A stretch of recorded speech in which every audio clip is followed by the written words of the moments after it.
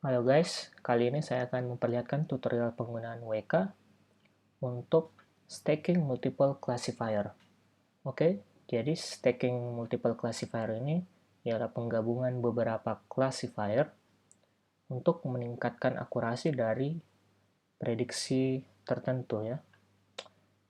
Jadi dengan menggabungkan dua classifier, kita dapat lebih meningkatkan akurasi dari model kita.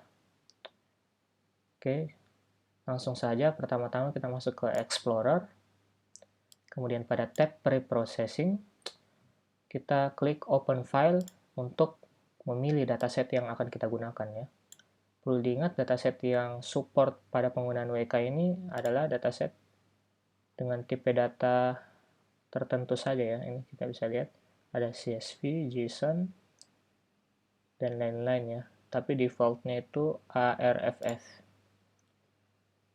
Nah, di tutorial kali ini saya akan menggunakan dataset bawaan dari WK. Oke, jadi kita bisa mendapatkannya di folder WK, kemudian data. Di sini ada banyak dataset bawaan dari WK. Nah, pada tutorial kali ini saya akan menggunakan dataset diabetes. Oke, sini bisa dilihat. Jadi dataset diabetes ini akan memprediksi apakah pasien tersebut positif diabetes atau negatif berdasarkan atribut-atribut yang ada di sebelumnya ya. Jadi atribut umur, ya ini, Mas, Pedi, dan lain-lain ya. Ini semua akan digunakan untuk prediksi diabetesnya. Ya, kita bisa langsung masuk ke tab Classify aja langsung. Kemudian ya, jika kita menggunakan single classifier ya, contohnya kita bisa langsung choose saja, kemudian masuk ke classifier. Misalnya saya ke classifier bias, kemudian menggunakan biasnet. Nah, kita langsung memilihnya saja ya. Test option ini cukup gunakan cross validation saja dengan volt 10 ya, biarkan secara default. Kemudian kita klik start ya. Nah, di sini bisa dilihat hasil dari prediksinya. Jadi WK ini akan menampilkan confusion matrixnya ya, tapi hanya pada true positif dan false positifnya saja.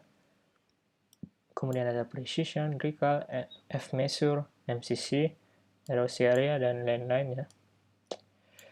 Nah, di sini yang perlu kita perhatikan correctly classified instance-nya sebanyak 571 data dengan akurasi 74,34%. Nah, ini jika kita menggunakan single classifier.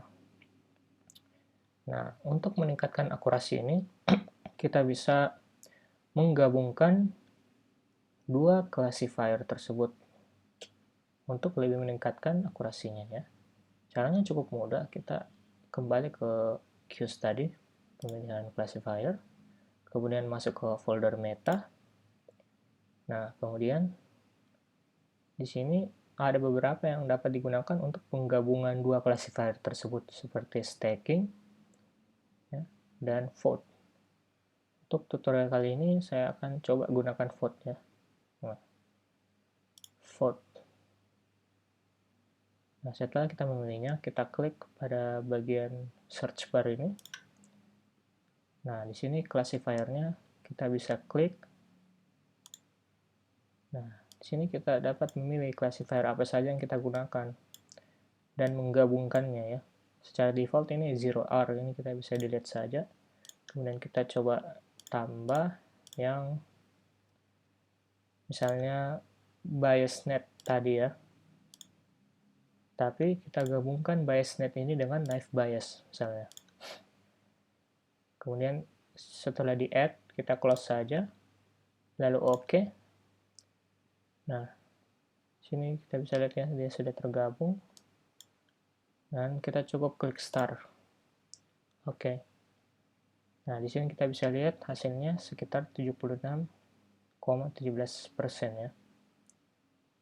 Dibandingkan dengan sebelumnya yang hanya single classifier itu sekitar 74%. Jadi ada peningkatan sekitar 2% ya guys. Oke.